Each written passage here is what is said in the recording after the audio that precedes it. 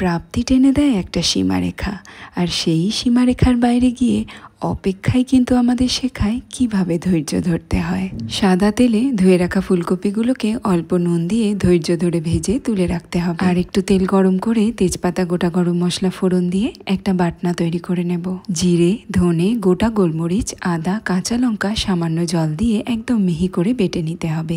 এতে মেশাবো টক দই, সামান্য ক্রিম, পরিমাণ মতো নুন আর চিনি। ক্রিম যদি তোমাদের কাছে না থাকে তাহলে না দিলেও চলবে।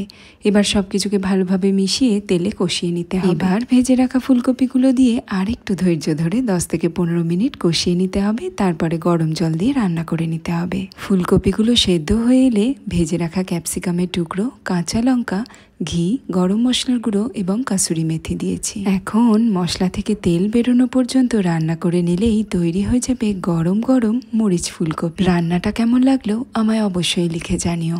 আর এবার বলে ফেলো তো, প্রাপ্তিতে আনন্দ বেশি নাকি অপেক্ষায়?